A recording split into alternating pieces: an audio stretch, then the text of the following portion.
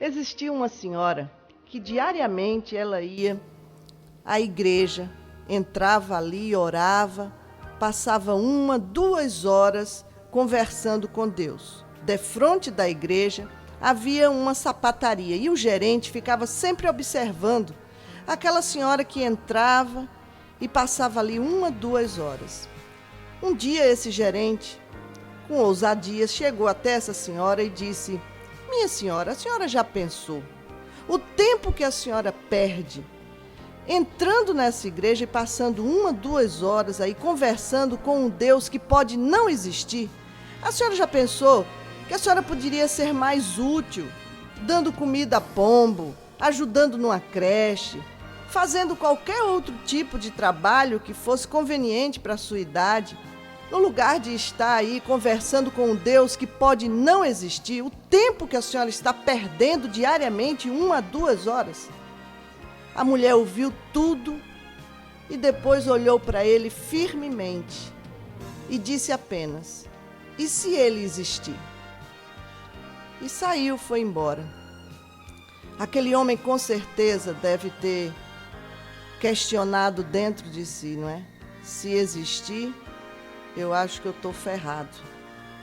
Assim como esse homem eu não acreditava em Deus. Eu achava que Deus era obra do homem, ou seja, uma invenção, porque o homem, pela sua limitação, criou um ser superior para tirar um pouco o medo do desconhecido, no caso. E em primeiro lugar vem a morte. Então eu tinha medo da morte, mas cresci sem nenhum referencial divino. A minha mãe era uma católica não praticante e eu não gostava de ir com ela à igreja, eu achava chato, achava que era algo que não atraía a mim com 8, 9 anos de idade. Portanto, eu preferia ficar em casa. A minha avó era crente, mas muito mais na aparência. Nunca me levou para a igreja, embora eu ouvisse ela cantar hinos e usava uma roupa de crente, cabelo de crente, mas não gostava de negros. E aquilo me chamava a atenção pelo preconceito.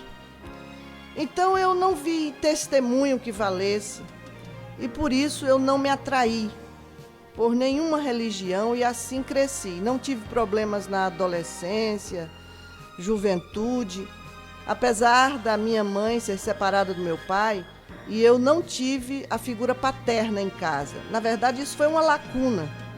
E eu não tinha também um referencial masculino, paterno. Eu nem aprendi a dizer a palavra papai, porque isso a criança aprende condicionado. O papai chegou, olha o papai. Eu não vi o papai chegar, o papai não ligava lá para casa e eu não aprendi a dizer isso. Mas a minha mãe supriu bem as nossas necessidades e trabalhou e venceu e conseguiu nos criar muito bem. Eu estudei em bons colégios. Então, nessa área aí financeira, econômica e também amorosa por parte das mulheres, eu tive uma avó que me paparicou muito, uma tia, minhas irmãs, enfim. Eu não tenho o que reclamar com relação a isso. E a minha juventude, eu fui fazer jornalismo e quando eu cheguei à universidade, eu já estava sendo empurrada por um feminismo que chegava com muita violência para cima das mulheres, fazendo com que elas pensassem e agissem iguais aos homens. E não foi diferente comigo. Eu imaginei tantas coisas e entre essas coisas eu pensei: os homens têm liberdade sexual, por que as mulheres não? Isso é tabu, isso é preconceito. Então eu também vou dar o meu grito de liberdade, eu vou me emancipar sexualmente. Eu tinha um namorado que estava já há 3 anos, eu o amava, achava que ele me amava.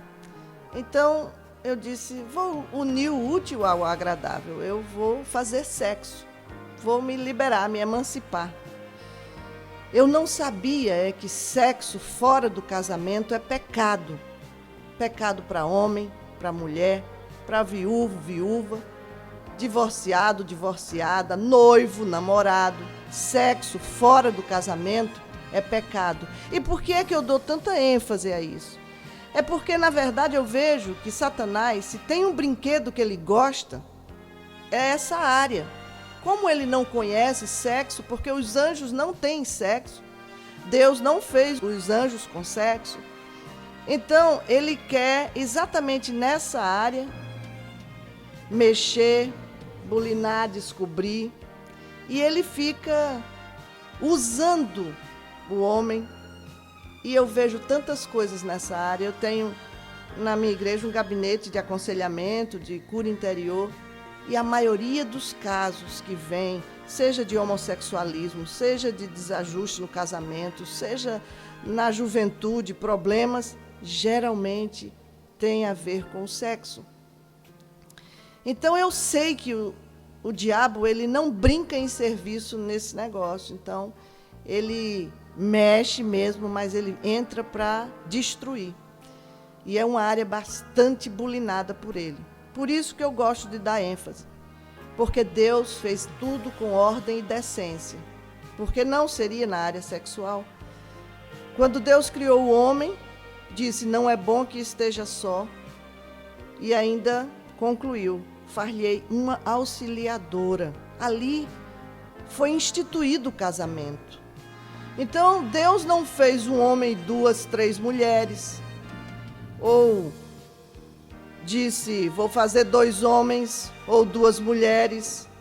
Não, ele disse e complementou com, olhem tudo, tomem conta de tudo, cresçam, multipliquem. Então, ele se referia ao casal. Essa é a ordem de Deus, a organização. Mas eu não conhecia a Bíblia, achava que era um livro velho, ultrapassado, que não tinha nada a ver com a minha juventude, com a minha beleza, com a tecnologia avançada que eu fazia parte. E Deus também para mim era algo que não tinha nenhum significado, porque eu questionava a existência. Então eu fiz sexo fora do casamento. Toda desobediência tem uma consequência. Eu engravidei, o rapaz não quis ficar comigo e eu tive que assumir um filho sozinha.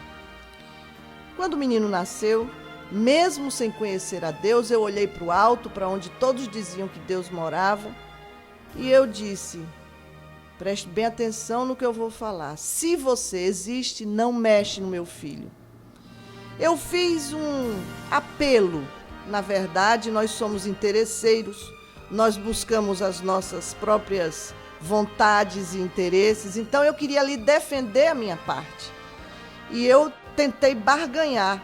Caso Deus existisse, como ele é amor, é bondade, como todos dizem, então ele iria me perdoar, porque sabia quem eu era e tudo mais. Se ele não existisse, eu não estaria fazendo papel de boba, de estar numa igreja, dando glória a Deus, aleluia, para algo que não existe.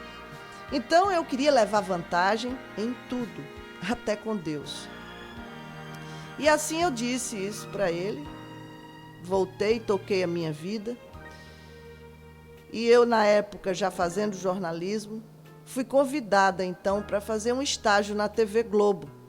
Um estágio de apenas 3 meses, mas eu me dei muito bem e ali passei 17 anos. Eu fui carreirista, entrei como estagiária, logo cheguei a repórter 1, repórter 2, 3, repórter especial. Esse é o último, digamos assim, degrau para um repórter dentro da TV Globo. Não há mais, não tem como subir mais. Depois daí só diretoria. E eu estava agora realizada. Eu podia bater no peito e dizer, eu venci, eu tenho capacidade. Logo chegaram os valores, o salário vai aumentando e eu fui comprando casa, carro, todos esses valores que o mundo tem e presenteia os bons profissionais e sítio. Então eu costumava dizer que tinha de perfume francês a homem bonito. Viagens, quando eu entrava de férias, não havia problema para mim. Muitos rapazes vinham namorar comigo. Também eu fui presenteada por alguns valores que não são materiais, mas são visíveis. Arrogância, prepotência, autossuficiência. Eu era toda poderosa global. Eu me sentia o máximo, meu ego transbordava.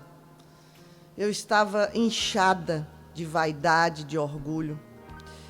Muitos amigos também se achegaram. Quando nós temos dinheiro, poder, fama, chega muita gente para ser amigo. Os rapazes vinham namorar e eu esnobava. Eu namorava com aqueles que realmente tocassem algo em mim, me atraíssem de alguma forma, mas eu esnobava os demais. Entre os rapazes, alguns eram casados. E eu, embora não quisesse nenhum compromisso com esses, porque achava que era complicado, o homem casado sempre dá problema, mas eu fazia o charme. Eu não deixava passar em branco, porque eu queria todos aos meus pés. Uma espécie de vingança. Eu queria me vingar da minha mãe, que tinha sido abandonada pelo meu pai. Eu queria me vingar das minhas amigas, que também passavam por situações similares. E, em resumo, a mulher, que sempre passava por esse tipo de problema. Era abandonada, era traída. E eu dizia, agora eu estou com a faca e o queijo na mão, então eu posso me vingar por todas essas pessoas. Mas um desses rapazes insistiu demais e eu não tive como me livrar e terminei me envolvendo seriamente com um homem casado. Foi muito difícil, complicado, porque com todo aquele orgulho, com aquela autossuficiência que eu tinha, eu não tinha o meu homem. Eu tinha minha casa, meu trabalho, meu carro, meu salário, meu filho, mas eu não tinha o meu homem. Eu era outra, eu era aquela que é odiada, amaldiçoada, xingada. Eu era amante. Eu não podia levar o meu companheiro, o meu parceiro para os lugares, para as festas, boates e apresentar aos amigos, esse é meu noivo, marido, namorado. Ele não era nada disso. E amante não se apresenta, se esconde. E embora eu fosse tão cheia de vontades, aquela eu tinha que abafar. Demorou mais um pouco e eu engravidei. E quando eu engravidei, o rapaz também não quis ficar comigo e eu tive que assumir outro filho sozinha. Olhei de novo para o alto e disse, está vindo o segundo filho. Se é burrice, o problema é meu. Mas se você existe, Deus, não mexe nesse filho. Se ser mãe solteira uma vez é difícil, imagine duas. Então, eu estava mais uma vez apelando. Eu tinha muito medo da morte. Não era nem tanto comigo mais, porque depois que a maternidade vem, bate a nossa porta, nós passamos a ser heroínas. Então, nós damos a vida pelo filho. Então, não era que eu tivesse medo mais de morrer. Eu também tinha, mas já ficava em segundo plano. O meu medo era que, se Deus existisse, pudesse tocar como castigo nos meus filhos. E eu não queria arriscar, então apelei. Nós fazemos assim, tiramos o Deus da prateleira e o usamos na hora que é conveniente para nós. O tempo passou, estava tudo muito bom para mim. Eu tinha empregada para tomar conta de casa, empregada para tomar conta de filho. Eu viajava muito, mas sempre que eu viajava tinha alguém para dar uma assessoria em casa, um parente, um amigo mais íntimo, porque todos queriam colaborar com a Repórter Global. E eu sempre chamo a atenção da igreja e busco exortá-la, no sentido de que muitas vezes com a moça pobre que é mãe solteira isso não acontece. Não tem tantos ajudadores. Às vezes ela mora até perto de um crente, mas o crente se limita a dizer, não, ali eu não vou nem pregar, porque aquilo é uma vadia, tem um filho cada ano, e o filho dela não cheira a lavanda Johnson, não é? Tem sarna. E é rejeitado. A sociedade não valoriza. Mais um pouco o tempo andou e veio trabalhar em Recife, vindo de Belém, um rapaz para ser o apresentador principal do Jornal da Noite, Hugo Esteves. E quando ele chegou, eu ia muito por aparência, eu vi aquele homem bonito E eu disse, opa, vou tirar a minha lasquinha, vou tirar o meu proveito ali, carne nova no pedaço. Então comecei a fazer aquele jogo de sedução que me era peculiar. Começamos a conversar, sair, levei ele para conhecer boates, restaurantes, lugares pitorescos da cidade. Até que começamos um namoro e com 5 meses ele disse para mim, vamos casar. E eu disse para ele, eu não nasci para isso. Eu sou muito livre, independente, eu sou feminista, eu já tenho casa, carro, até filhos, para que casar? Mas ele insistia muito e eu dava o contra. No fundo eu tinha medo que aquilo fosse mais um engano, que eu estivesse apenas me envolvendo cada vez mais para de repente levar outro chute, ser traída novamente. E aquilo doía muito, então eu não queria passar de novo por aquilo e resistir um bom tempo. Mas de tanto ele insistir, eu terminei cedendo e pensei comigo, eu vou casar, se não der certo, separa. Tem o divórcio aí, e o divórcio vai me deixar novinha. E o divórcio é tão certo que está na Bíblia. Se está na Bíblia, é de Deus. Ora, eu não acreditava em Deus, muito menos na Bíblia. Como é que naquela hora eu argumentava exatamente favorável? Porque na hora que nós queremos defender os nossos interesses, vale tudo. Eu vejo muitos advogados que não têm nenhum temor a Deus, que não têm sequer religião, e usam termos bíblicos para fazer suas defesas ou suas acusações. Então, nós usamos realmente, muitas vezes, não só Deus, mas a palavra de Deus. Eu vejo também, em épocas de eleição, muitos candidatos usando o nome de Deus para tentar se eleger, usando a palavra de Deus como se fosse um instrumento, não é? de campanha. Pois bem, eu disse para ele, vamos casar. E pensei para mim, se não der certo, eu me divorcio. Mas deixa eu deixar algo bem claro aqui para você. Antes eu não conhecia a Bíblia.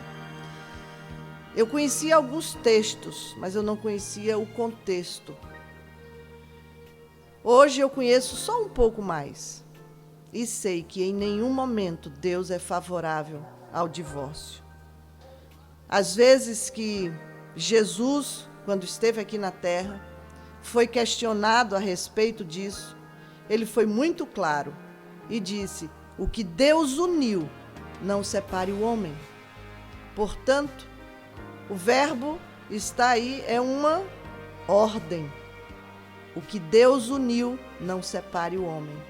Depois também, ele disse, por causa da dureza do coração do homem, Moisés escreveu uma carta de divórcio.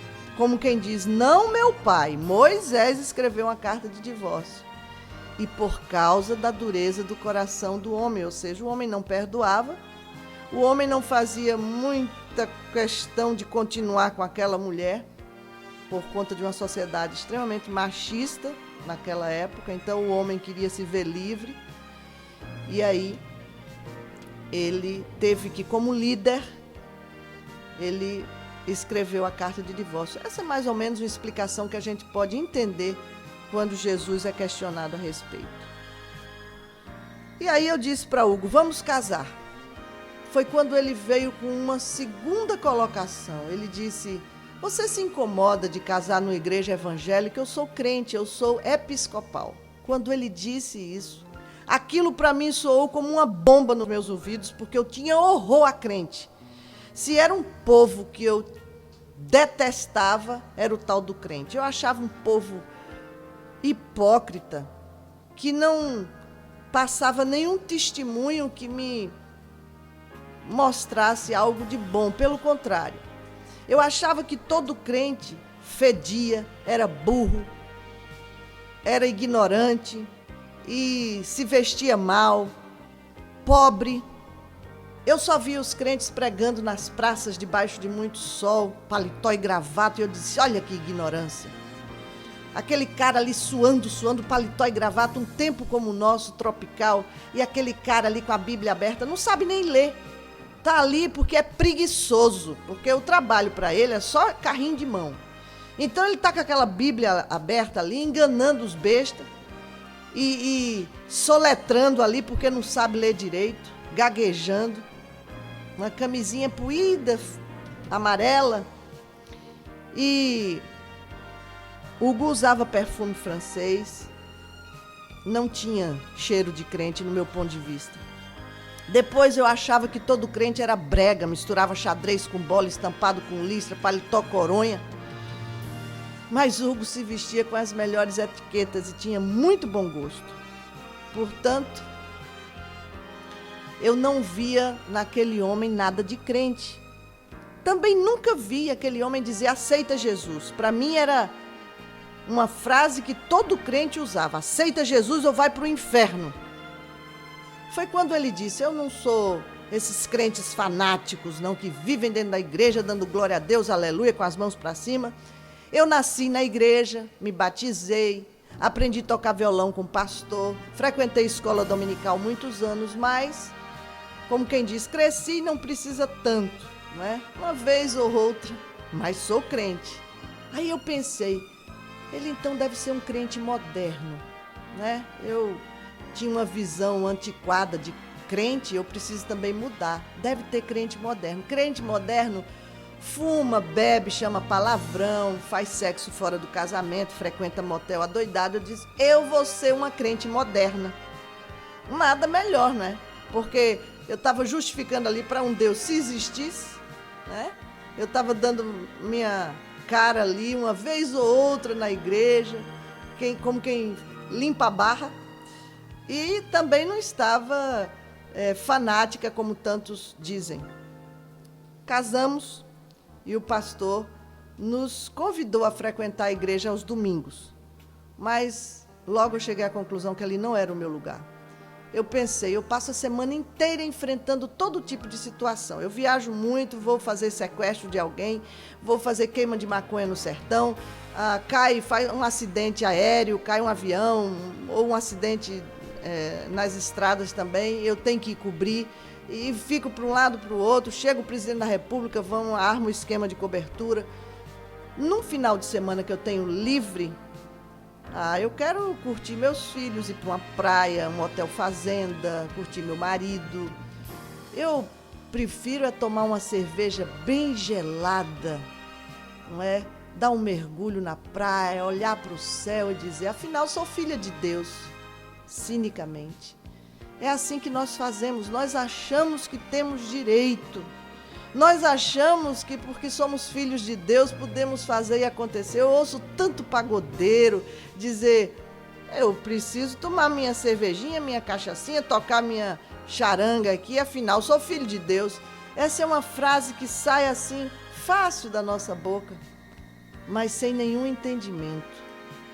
Eu acho que o que aproxima mais saber quem é o Filho de Deus aqui na Terra é esse filme do Mel Gibson que mostra a paixão de Jesus por nós, o que ele sofreu, que a gente sabe que ali é uma interpretação, é óbvio que não houve dor física, mas que na verdade Jesus sentiu a dor física de tudo aquilo e muito mais.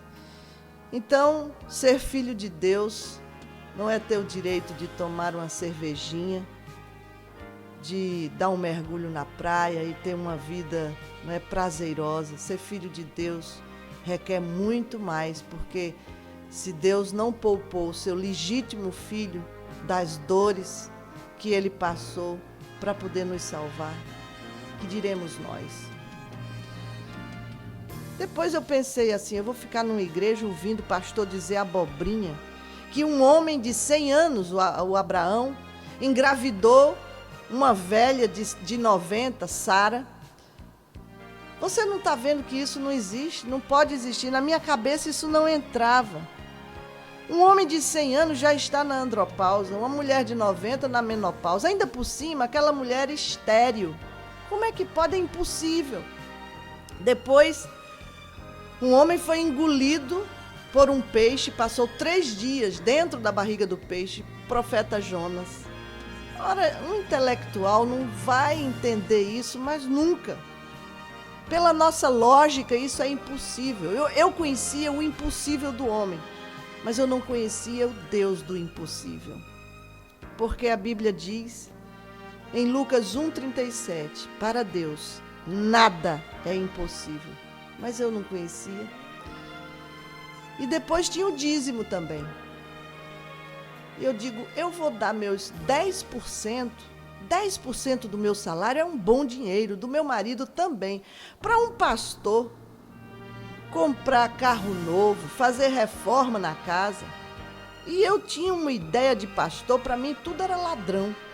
Então eu disse, olha, eu não vou entrar nessa de jeito nenhum. Realmente, largamos a igreja, não fomos mais à igreja. Nasceu uma filha. E quando essa menina nasceu, nós notamos que ela tinha problemas, fomos aos especialistas. E eles constataram que ela tinha um problema motor, precisava fazer fisioterapia. Eles chamam estimulação precoce. E eu via Hugo, com quase 1,85 m, tendo que andar de 4 pés para ensinar a filha a engatinhar, naquela salinha de fisioterapia. Minha filha misturada com crianças deficientes. E eu dizia, isso é uma humilhação. Eu estava certa, era uma humilhação. Eu não sabia para quê e de quem vinha. Hoje eu sei.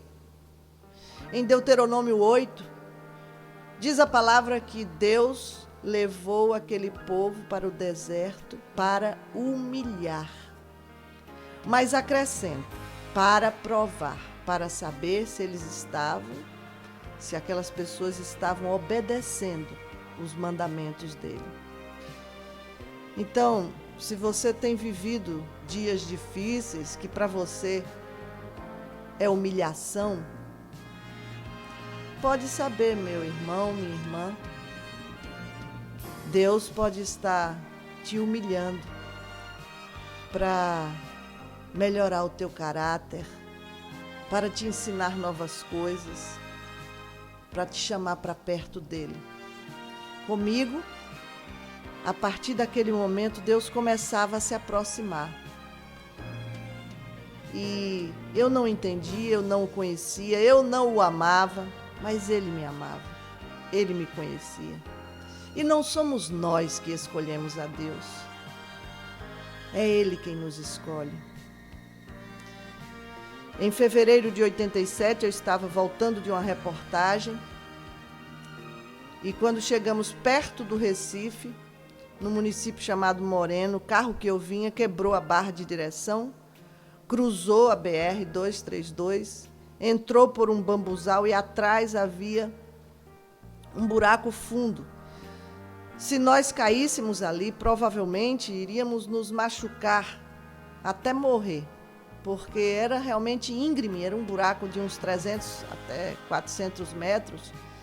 E se a gente caísse ali, eu creio que é possível que nem escapasse. Mas na direção que o carro foi, havia uma pedra. Ela era única em toda a boca do precipício. E nós batemos nessa pedra. Depois eu pude observar que ali dava para cair uns 40, 50 carros, mas nós não caímos porque batemos na pedra. Eu não morri, ninguém morreu, mas eu quebrei a coluna. Eu nunca tinha sofrido acidente, eu não tinha noção de primeiros socorros, portanto eu estava muito assustada. Eu estava no banco da frente, a porta abriu e eu arriei, fiquei deitada numa grama que tinha. As minhas pernas ainda ficaram um pouco presas, eu consegui puxar e fiquei totalmente deitada. Mas cônscia, eu não desmaiei, eu não fiquei dormente, eu sentia todo o meu corpo. Os rapazes, os 3 rapazes que trabalhavam comigo, saíram do carro, ficaram ao meu redor gemendo, reclamando. Um quebrou a clavícula, o outro machucou muito forte o nariz. Mas todos estavam em pé. Eu não consegui levantar. Não que eu não pudesse, eu tinha toda a condição, eu podia ter feito um esforço, me sentava, eu nem tentei. Porque naquele momento algo falou comigo, aqui dentro de mim. E dizia, não dobra, não dobra. Eu não consegui desobedecer aquela ordem. Pedi para que não me dobrassem, me levassem para o hospital. Fomos para um hospital já um hospital especializado, de convênio, e lá fizeram muitas radiografias, mas não acusava nada. O médico preocupado, afinal era uma equipe da Globo, e ele queria dar toda a assistência, mas ele disse: olha, Magda, o nosso raio-x está com um problema, não está muito nítido, e eu acho melhor que você vá para um hospital mais especializado, ou que pelo menos não esteja com esse problema de raio-x. E o meu marido perguntou: como é que eu vou levar ela daqui? E ele disse: olha, em caso de acidente, o melhor é ser o mais rápido possível. Então pega ela, leva no seu carro mesmo. Isso significava que eu iria dobrar. No meu carro não tinha condição de ir deitada. E naquela hora eu era muito braba, muito mandona. Eu disse: eu não dobro. Chama uma ambulância. E aí chamaram, chegou a ambulância, eu fui no outro hospital. Na primeira radiografia acusou. E o médico disse: olha, você teve muita sorte. Você quebrou a primeira vértebra lombar, que fica na altura da cintura. O osso está bem quebradinho, está todo esmagado, fragmentado. Se você tivesse feito qualquer movimento de dobra, foi essa a palavra que o médico usou, você iria ter uma séria lesão, talvez não andasse mais, porque esses ossinhos iam se mexer, rasgar a membrana que protege a medula, ia vazar o líquido, você ia ter uma séria lesão, talvez nem andasse mais. Teve muita sorte. Eu só conhecia essa palavra, sorte.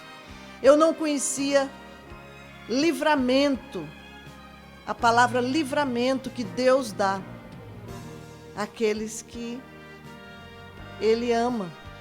E eu não tinha ideia de que Deus estaria ali me poupando de algo. O médico disse que o procedimento seria apenas engessar todo o tronco, não seria cirurgia, e eu iria passar 4 meses engessada. E eu achei aquilo terrível, era muito vaidosa, teria que usar roupas folgadas, mas tive que aguentar. E coloquei o gesso em todo o tronco. Aquilo também era um processo humilhante para mim, e Deus continuava se aproximando, sem que eu entendesse ou notasse. 15 dias antes de eu tirar o gesso, a minha filha, que estava então com 1 ano e 8 meses, morreu. E ali foi um baque mesmo na minha vida. Eu tinha medo da morte, mas naquele momento eu preferia morrer, porque doía demais. Meus seios choravam agora por um leite que foi derramado em vão. Meu útero também gritava por algo que acolheu e que não valeu a pena, porque tinha se perdido. E eu queria morrer. Nós não fomos para o enterro, eu não aguentei sepultar minha filha, nem eu nem meu marido. Fomos para casa. E pela primeira vez em casa, eu vi um gesto de crente que me chamou a atenção. Aquele pastor que me casou, a esposa dele, mais o bispo da igreja, eles souberam da notícia e logo foram fazer uma visita. A mulher, a esposa do pastor, estava com 9 meses de gravidez. 1 semana depois, ela teve neném. E ela não se poupou. E eu achei aquilo tão estranho, aquela mulher grávida, não sabia nem do que a minha filha tinha morrido. Podia ser uma doença infecto-contagiosa. E aquela mulher estava ali, totalmente despojada.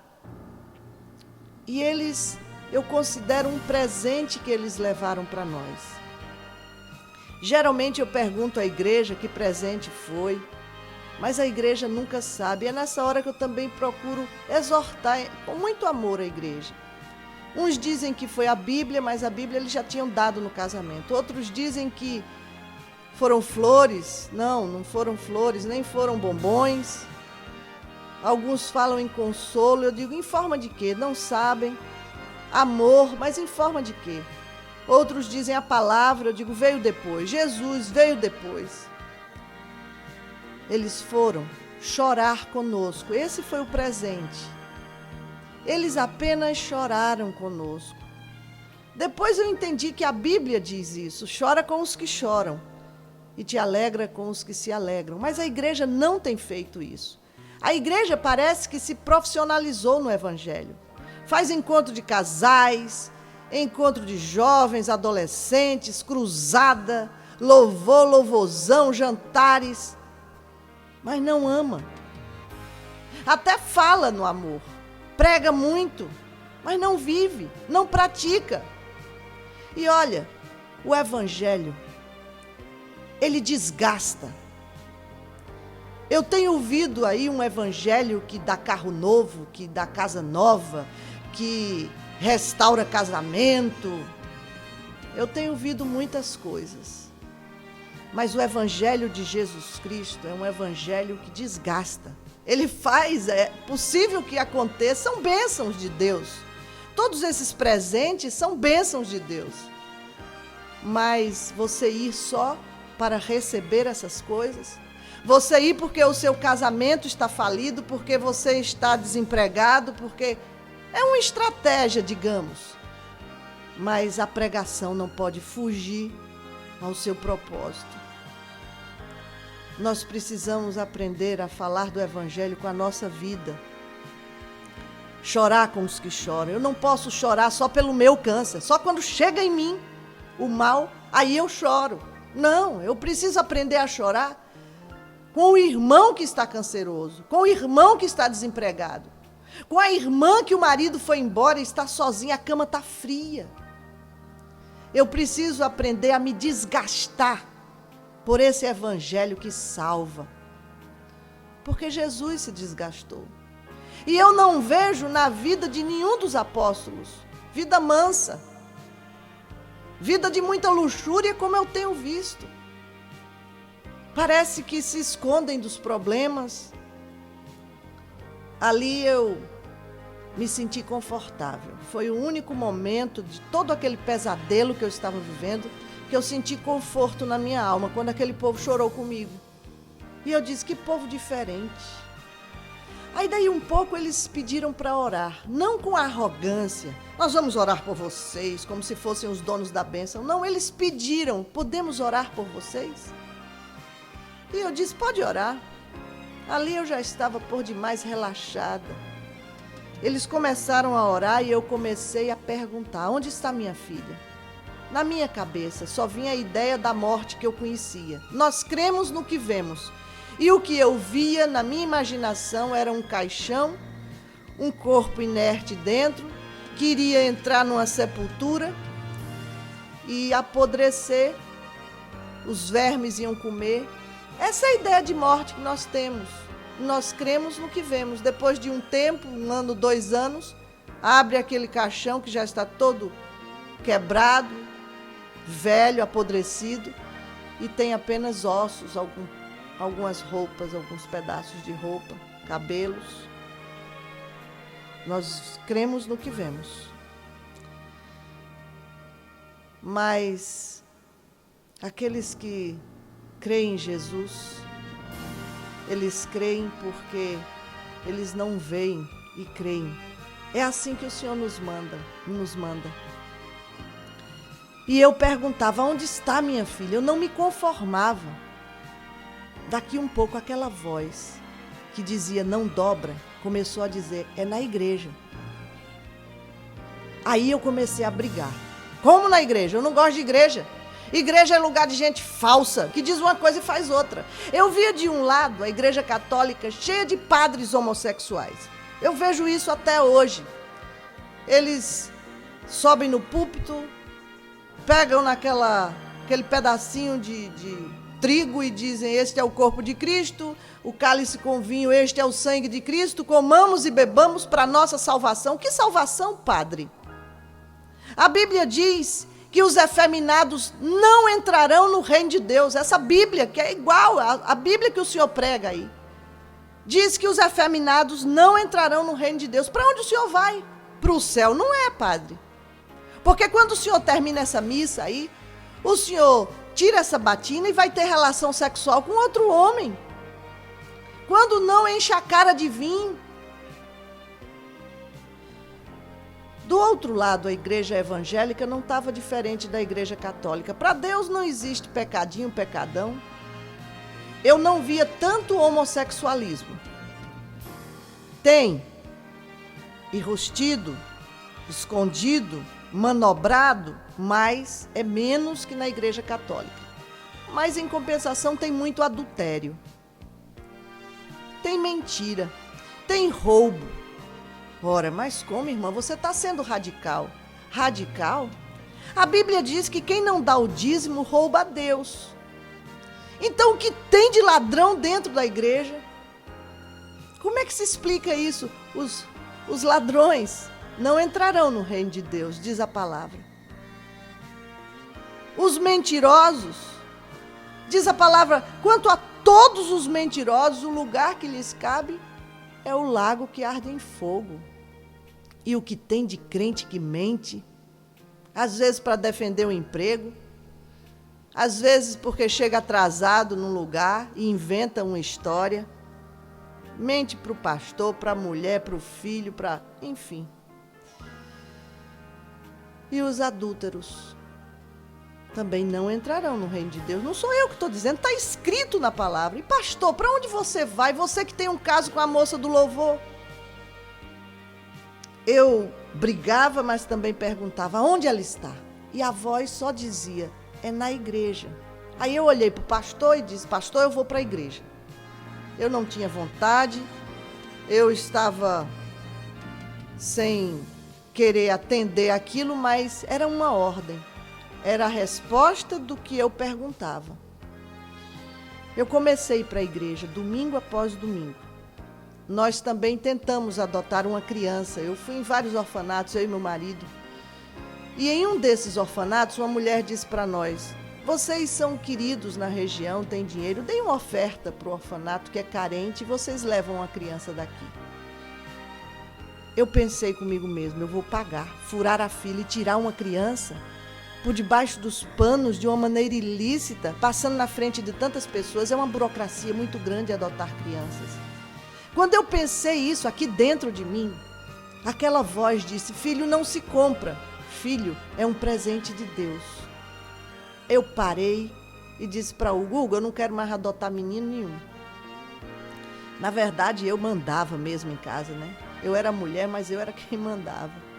Eu disse, eu não quero mais adotar menino nenhum, deixa, eu ainda posso engravidar, eu não liguei as trompas, isso é ansiedade, meus médicos já tinham dito. Quando eu relaxar mais, esquecer um pouco essa história, eu vou engravidar, então deixa para lá.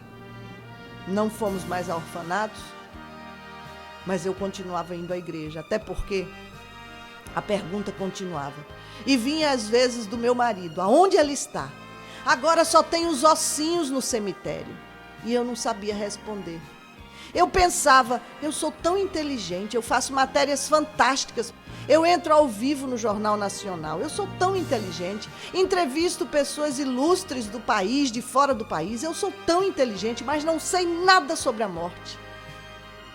Por isso eu ia à igreja, porque a pergunta continuava e a resposta era, é na igreja.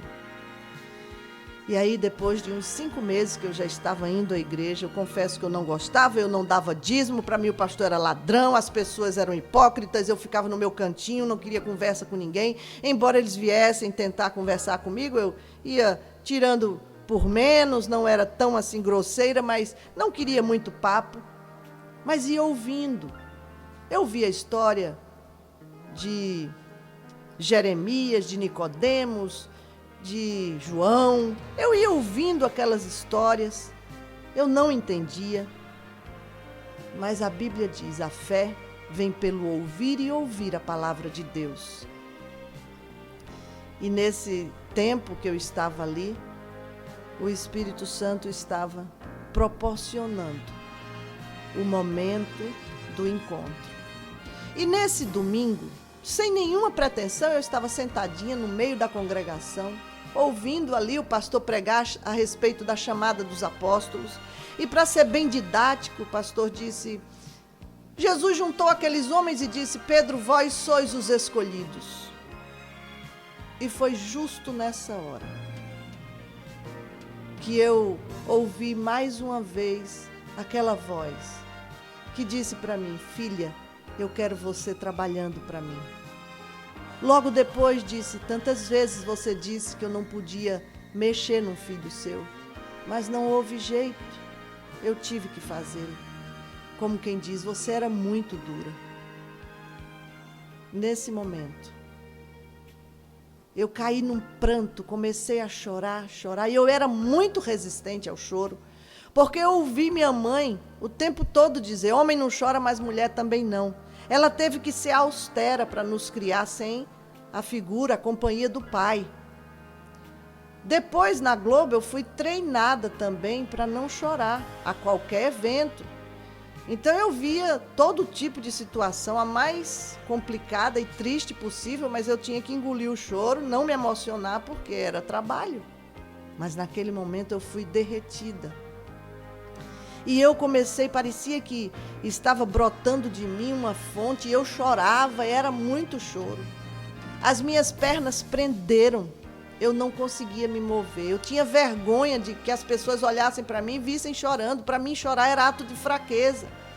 Mas ninguém olhava para mim. Estava todo mundo preocupado com a pregação, ouvindo o pastor pregar. Parecia que eu nem existia ali. E eu vi que era um momento único. E naquele momento eu disse: é a mesma voz. A voz que dizia: não dobra, filho não se compra, é na igreja. E eu disse para mim mesma: Deus existe. Ali foi a grande revelação da minha vida. Ali foi a grande conclusão da minha história. Deus existe. A partir daquele momento, tudo mudou. Meus valores caíram por terra. E eu posso dizer a vocês, agora eu sei o que é morrer e nascer de novo. Aquilo que Nicodemos não entendia veio tão claro na minha mente. Ei, Nicodemos, é assim que se nasce de novo. Do Espírito, da água. Nicodemos, é assim que se nasce de novo. De Deus. Do ventre de Deus. Depois ele disse: mas eu te engessei. E eu lembrei que quando a minha filha morreu, eu estava dura, engessada. Eu não pude dar a ela o aconchego de mãe. Nem no último momento nós nos despedimos pelas mãos. Porque eu estava dura, enrijecida pelo gesso. Eu via nas minhas reportagens muitas crianças mortas. Os pais, quando descobriam que eram seus filhos, se quebravam sobre os cadáveres, porque dói demais. Eu não pude. Eu não pude porque eu estava engessada. E naquele momento eu conheci o verdadeiro pai. O pai que não abandona a casa. O pai que se alegra e que se entristece conosco à medida que nós esboçamos para ele as nossas reações. O pai que chora quando nós choramos e se alegra quando nós nos alegramos. O pai que não mente. O pai que mesmo na correção ama. Naquela hora eu pude pronunciar a palavra que eu nunca tinha pronunciado. Pai, meu pai, papai. Eu ganhei um pai. Eu aprendi a reconhecer o pai verdadeiro, o pai maravilhoso. Depois ele disse: servo meu, não se dobra a homens, só ao rei. Naquele momento, eu não sabia o que aquilo significava. Hoje eu entendo, depois de algum tempo eu vim entender. Eu, além de filha, seria serva. Me apaixonei por Jesus. A Bíblia passou a ser para mim não mais um livro velho, ultrapassado, mas o meu manual de vida. Eu não interpreto a Bíblia, eu leio, creio e procuro viver. Com defeitos, é claro, porque eu sou imperfeita, cheia de pecados. Mas eu procuro me corrigir com ela, com a palavra de Deus. Eu queria arrancar de mim valores que já estavam colados, como uma roupa que prega no corpo. Orgulho, prepotência, autossuficiência, arrogância, adultério, nunca mais. Porque mesmo eu sendo a senhora Esteves, nada me impedia de ter um caso lá fora. Isso é prática no mundo. O casamento não vai bem, dá uma voltinha. Tem um namorinho com um rapaz da academia, um coleguinha de trabalho, mas depois de conhecer Jesus, não. Eu queria fazer tudo para que as pessoas pudessem conhecer Jesus. Quando a gente se apaixona, não é? A gente fala toda hora, a gente quer mostrar a todo mundo. E comigo não era diferente. Eu comecei a fazer encontro de casais, vi muitos milagres acontecerem. Depois de fazer um dos primeiros encontros, o pastor me chamou e disse: Magda, me procurou um marido desse último encontro e a mulher dele está morrendo com um câncer de fígado e só tem 4 meses de vida. Eu estou viajando para a Inglaterra e vou deixar esse caso com você, para você tomar conta, pastorear. Eu digo: pastor, eu estou muito novinha na fé. Ele disse: eu orei, o Espírito Santo disse que era você, então ele vai te capacitar. Eu disse: então nós vamos orar aqui agora também. Eu comecei a orar e eu disse: Senhor, a tua palavra diz: e recebereis poder ao descer sobre vós o Espírito Santo de Deus, e sereis minhas testemunhas até os confins da terra. Como é que eu posso ser tua testemunha? Eu preciso ver o teu milagre. Então, eu entreguei aquele caso nas mãos do Senhor. Eu digo: Senhor, esse homem, se ficar viúvo, vai casar de novo, vai vir uma madrasta para dentro de casa, aqueles filhos vão sofrer. Senhor, faz alguma coisa. O pastor viajou e eu fiquei com aquele marido orando e chorando. E dizia para ele: o Senhor é o Deus do impossível. 4 meses depois, a mulher já deveria entrar para fazer os exames de rotina, mas talvez tivesse até que ficar porque era caso terminal. E a surpresa é que quando ela fez todos os exames, os médicos constataram que ela não tinha mais nada. O tumor havia desaparecido e ela estava curada. Ela hoje é pastora. Isso tem mais de 10 anos. Depois, numa praia, eu fui fazer uma reportagem. Eu teria que pegar um barco, ir para alto mar, pegar um barco maior e fazer uma regata que estava havendo lá dentro, uma competição, alguma coisa assim. Quando eu cheguei na praia, havia uma criança morta, tinha se afogado, estava ali um policial, o menino coberto com um lençol, de vez em quando vinha um curioso, levantava o lençol para ver o rosto roxo do menino. A mãe sentada de um lado, numa pedra, chorando. Eu vi aquela situação e comecei a falar com Deus. Esqueci que estava numa reportagem de: Senhor, faça alguma coisa. Aquela mulher está sofrendo, eu sei o que é um filho morto. Eu sei a dor de estar ali presenciando um filho morto. O Senhor também sabe. O Senhor viu o seu filho ser pregado numa cruz. E ali eu chorava e clamava. E daqui um pouco o Senhor disse: louva. Quando eu ouvi aquilo, eu disse: como eu vou louvar? Eu estou vendo um filho morto, uma mãe chorando, isso é motivo de louvar? Louvar é agradecer. Ele não falou mais nada. Mas eu tive um entendimento naquela hora. Me veio a lembrança quando Jesus tirou Lázaro de dentro do túmulo, 4 dias de morto. E ele disse: Lázaro, sai. E antes de ver Lázaro, ele disse: obrigada, Pai. Ele louvou a Deus, ele agradeceu. Ali eu entendi que louvar, agradecer, deve ser antes de ver a bênção. Antes de ver o milagre acontecer. E eu então comecei a cantar uma música que ele me deu na hora. E fui cantando aquela música até pegar o outro barco. Quando eu cheguei lá no alto mar, peguei o outro barco. Aí me esqueci do que tinha acontecido. Passei 2 horas e voltei. Terminei a matéria, correndo para levar para a televisão e editar a matéria. Mas o motorista da Globo não embarcou, ele ficou em terra. E ele disse para mim: Magda, lembra daquele menino que estava morto aqui? E eu falei: sim. E ele disse: ele não morreu. Veio um homem de lá, eu não sei de onde ele veio, de repente apareceu e disse: esse menino não está morto. Fez um movimento e levantou. Olha, quando eu ouvi aquilo, eu fiquei, sabe, tão alegre e louvando a Deus aqui dentro de mim, mas ao mesmo tempo me calei, porque Eu já estava sendo chamada de fanática, né? Porque eu falava demais de Jesus. Se eu fosse dizer que tinha visto o menino morto, orado, o menino tinha levantado, Deus tinha feito um milagre, eu não ia de jeito nenhum arriscar, iam me botar numa camisa de força, então eu me calei. Só quando eu comecei a testemunhar nas igrejas, então eu contei essa história. E uma das primeiras que eu fui, quando eu terminei, depois de um tempo, veio uma mulher para mim e disse: sabe esse menino que estava morto no seu testemunho? Eu disse: sim. Ela disse: hoje ele é um rapaz. Eu sou parente da mãe dele. E quando eu ouvi o seu testemunho, eu fui me certificar primeiro. Perguntei a ela qual foi a praia, se ela estava de maiô preto, sentada numa pedra, se o menino tinha 8 anos, se veio um homem, de ninguém sabe de onde saiu, e fez um movimento no menino. É verdade. Mas o maior milagre não foi o menino reviver. O maior milagre é que todos em casa se converteram por conta dessa história. O pai, a mãe, todos hoje são membros de igreja. E ali eu dei glória a Deus e aleluia, mas a nossa fé é muito curta.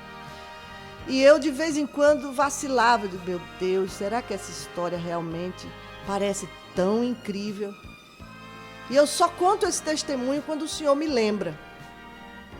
E nesse dia, depois que eu estava com essas dúvidas na cabeça, me veio essa lembrança e eu dei o testemunho numa determinada igreja. Quando eu terminei, contei essa história.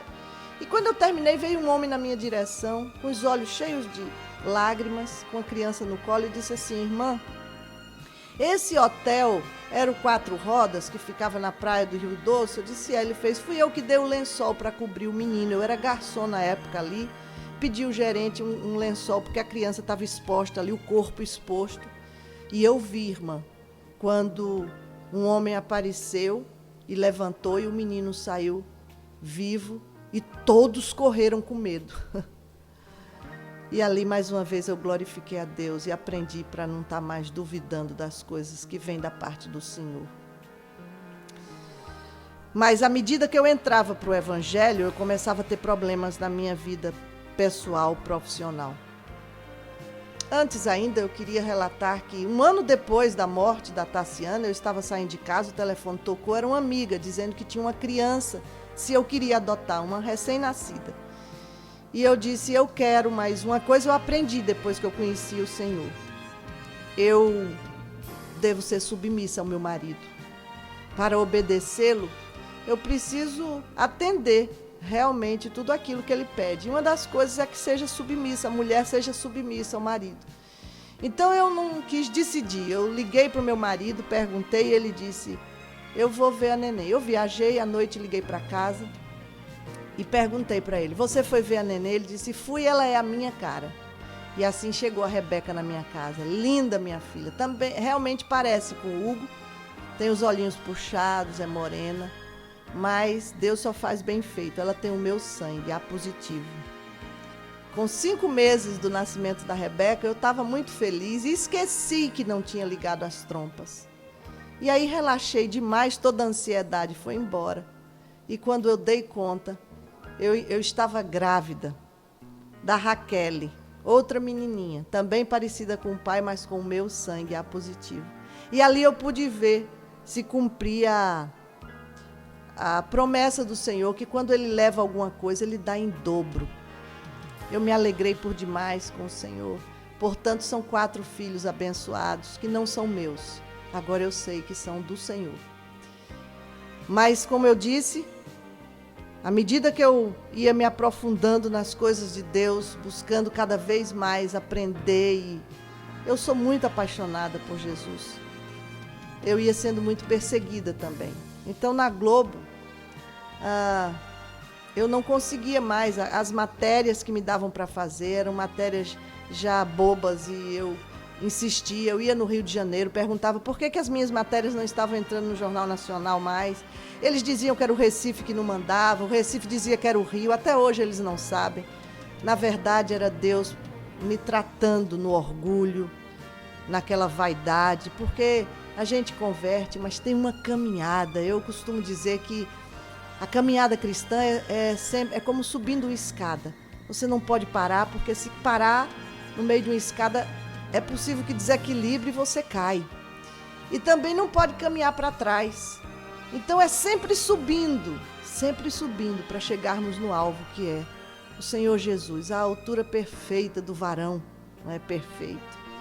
Pois bem, meu marido também não quis mais trabalhar em encontro de casais, saiu da igreja, se revoltou, não quis mais, disse que eu estava fanática e eu comecei a diminuir os trabalhos na igreja para agradá-lo, já que ele não era convertido, não entendia. E na Globo sempre aquela luta, eu muito perseguida, muito humilhada, mas não existe crente humilde sem ser humilhado. Você, para ser humilde, você precisa ser humilhado e ninguém quer ser humilhado. Então é um processo, é um trabalho. E eu estava vivendo tudo aquilo e comecei a orar ao Senhor. Pai, tudo que eu sei fazer é jornalismo, foi tudo que eu aprendi. Mas lá na Globo não me deixam mais trabalhar, me perseguem. E o Senhor falou muito claro para mim, não é a você que eles perseguem, é a mim. É o nome que você defende lá dentro. Eu falava demais de Jesus. Aí eu disse, então me tirem dali, eu não aguento mais. E ele disse, espera. E eu passei 3 anos esperando no Senhor. Não queria tomar iniciativa própria. E fiquei esperando na vontade de Deus, orando, chorando, me aguentando, até que 3 anos depois, a minha filha teve uma virose, uma doença, a mais nova, e eu tive o discernimento, já tinha levado para médico, para tomado medicação, mas não passava, e eu tive o discernimento, eu já estava com algum discernimento ali, que era espiritual. Então eu disse, Hugo, vamos orar. Ele não ora, mas respeita. Me ajoelhei na minha cama, pus a mão em cima da menina, orei, a doença foi embora. E quando eu terminei de orar, Hugo olhou para mim e disse assim, Magda, chegou a hora de você sair da Globo. E eu fiquei colocando desculpa, não, eu já estou até acostumada, mas eu queria era sair pela vontade de Deus e não de homem nenhum. Então eu comecei a dar desculpa, ele disse, não, lá fora você vai ganhar muito mais, 17 anos de Globo, você vai ganhar muito mais, fazendo produção independente, trabalhando em comerciais, e você vai ter mais tempo para os trabalhos da igreja. Quando ele disse isso, eu disse, Senhor, eu acho que é o Senhor que está falando comigo, mas seja mais, assim, claro, eu preciso ter uma certeza para poder tomar uma atitude. Eu não quero sair pelo vai do homem, eu quero sair pelo teu vai.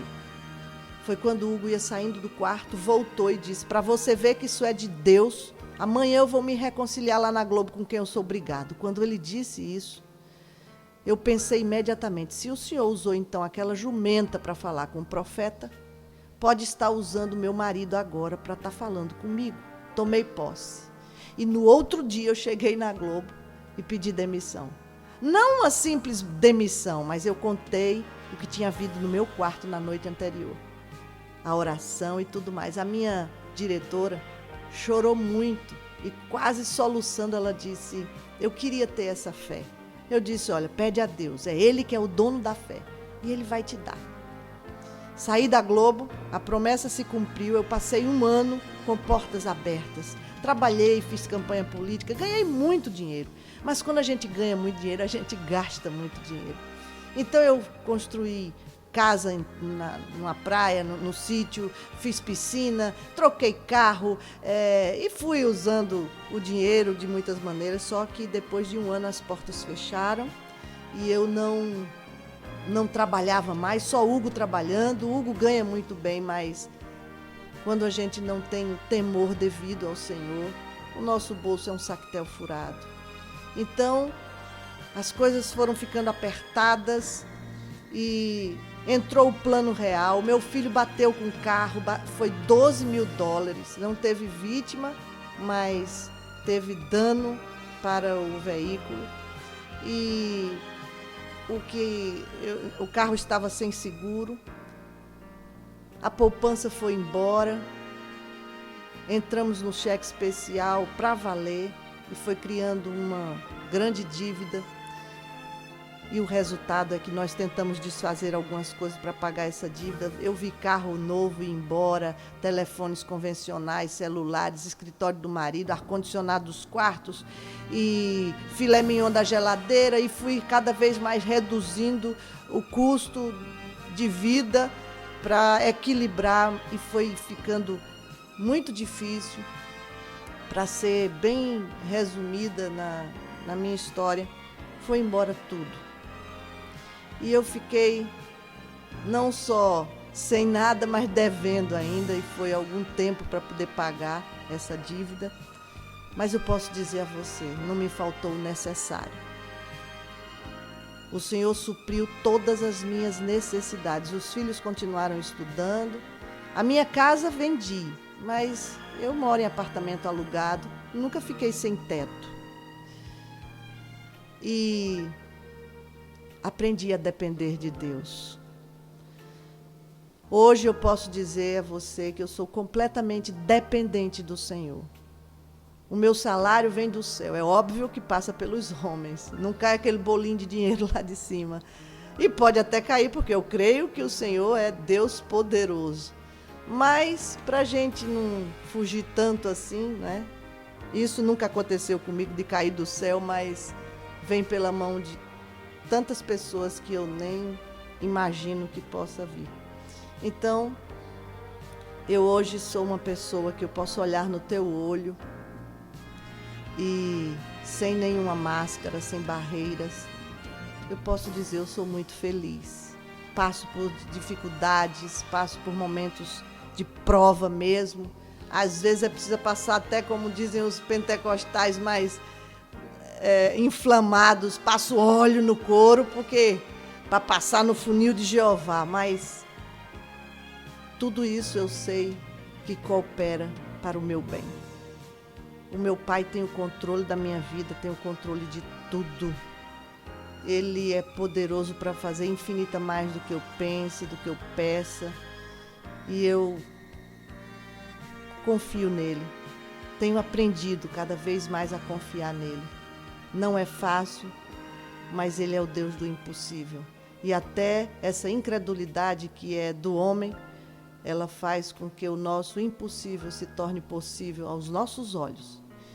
Então, eu não sei como é que você está, eu não sei nem quem é você. Mas eu posso te dizer que o Deus que eu conheço hoje, que eu sirvo, que eu amo, é capaz de fazer da sua vida aquele atleta que já está querendo perder as forças, não aguenta mais, está subindo um rio, nadando e quase esmurecendo, mas o treinador está junto dele dizendo, você consegue, vai, dá mais uma abraçada, você consegue, eu estou aqui, eu não te abandono, você consegue, vem batendo pedra na cara, pedaço de madeira, a correnteza, e você já está quase desistindo e ele diz, olha para frente, há uma coroa para você. Você consegue. Logo vem a força, nós renovamos, o ânimo vem a nós de novo e você vence aquela batalha e pode terminar como Paulo terminou. Eu combati o bom combate, terminei a carreira, não é? Estou pronto para receber a coroa. Que Deus abençoe a sua vida, que Deus abençoe a sua casa e que possa fazer de você um cristão verdadeiro, temente a Deus, e que o Senhor vai sentir muito prazer na sua vida. Paulo, Pedro, João tiveram vidas bem apertadas e difíceis aqui enquanto viveram, mas um tempo só de vida, não é? Humana. Ganharam vida eterna e hoje com certeza eles estão dizendo, valeu a pena. Está dizendo para você, meu irmão, minha irmã, vale a pena seguir Jesus. Amém.